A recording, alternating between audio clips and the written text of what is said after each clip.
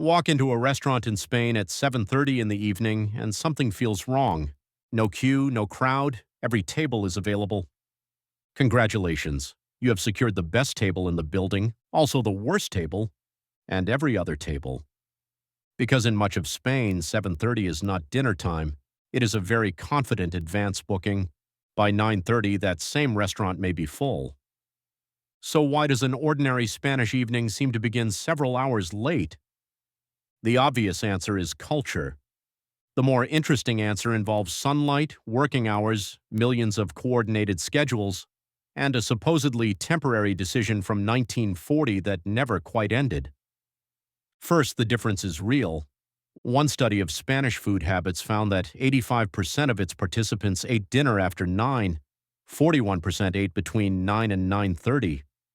That does not mean every person in every part of Spain follows the same schedule, but it confirms the pattern visitors notice immediately. At 8:59, the plate is lonely. At 9, the evening begins warming up. People often explain this with three words: heat, siestas, and culture. Each contains a small piece of the story. None explains the whole system. A long lunch break is not automatically a nap. Northern Spain is not permanently hot. And calling something culture can be a polite way of saying, we stopped asking why. For the first real clue, we need an old clock. Before 1940, mainland Spain followed Western European time, the same basic clock zone used by Portugal and the United Kingdom today. Then in March 1940, the Spanish government ordered the legal clock forward by 60 minutes. At 11 p.m. on the 16th of March, 11 suddenly became midnight. The order said normal time would return on a date announced later. That announcement never came. You may have heard the simple version. Franco changed Spain's clocks to match Hitler's Germany. The wartime political context was real, but the official order does not state that motive. It speaks more broadly about coordinating with other European countries, and France had recently moved its clocks forward too.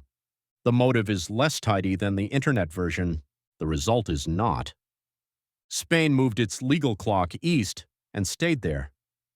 Geographically, most of Spain lies much farther west than many countries sharing its clock. Mainland Spain uses Central European time alongside France, Germany, and Italy, even though much of the country sits geographically closer to the clock zone of Portugal and Britain. This does not make Spanish time illegal or broken. Time zones are political tools for coordinating people. The sun did not receive the memo. Within the same time zone, sunrise, solar noon, and sunset appear later on the clock as you travel west. So 10 p.m. in western Spain does not represent the same position of the sun as 10 p.m. much farther east. And by the number printed on the clock, Spanish dinner looks extremely late. By daylight, it looks much less unusual, and researchers found evidence for exactly that. One analysis compared daily schedules in Spain, Italy, and the United Kingdom. In civil time, Spanish sleeping, eating, and working appeared unusually late. But after researchers adjusted for geography and solar time, the schedules lined up much more closely. A wider analysis covering 19 countries found something similar. European dinner times clustered more closely around winter sunset than around a single number on the clock. People can rename an hour. Daylight remains a stubborn project manager. But this creates a bigger mystery. If one clock change caused the strange label, why did late schedules survive for more than 80 years? Because dinner does not choose its own time. It waits for work to finish. It depends on the size of lunch, restaurant opening hours, television schedules, school routines, and when friends or family are free. Historically, Spain's split working day helped push the entire rhythm later. A 2011 Spanish working conditions survey found that about 40% of workers had a divided daytime schedule: work, a long midday break, and then more work later.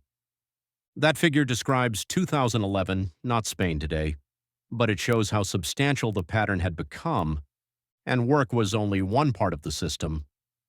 In the food habit study, more than 80% of participants ate lunch and dinner with other people. That turns dinner into a coordination problem. You can personally decide to eat at 7, but if work is still running, your friends are busy, and the restaurant kitchen is closed, Your brave social reform becomes a sandwich eaten alone. Restaurants open late because customers arrive late. Customers arrive late because the rest of the day ends late. And the day ends late because millions of other schedules already expect it to. This is how an old decision becomes difficult to reverse, not because everyone remembers the government order from 1940, but because workplaces, restaurants, broadcasters, families, and friends have spent decades adapting to one another, and people may genuinely value parts of the result. Shared meals, lively streets, and long social evenings are not defects waiting to be repaired. What began partly as a political decision became infrastructure, then habit, then something that feels completely natural. So, could Spain simply move its clocks back? Yes. Mainland Spain could return to Western European time. Dinner at 10 would instantly become dinner at 9. Problem solved on paper. But nobody would have eaten a second earlier relative to the sun. Changing work, school, broadcasting, and social routines would be a separate and much harder project. A new clock label can change what the schedule is called. It cannot, by itself, change the entire life organized around it. Spain's late dinner is therefore not explained by one stereotype, one dictator, or one time zone. It is what happens when politics changes the clock, geography shapes the daylight, and millions of people coordinate around the result. Clocks do not merely measure social time. Once everyone organizes around them, clocks help create it. And by 9:30, the restaurant is finally full. The kitchen is ready, the menu arrives. Your internal clock has filed a formal complaint.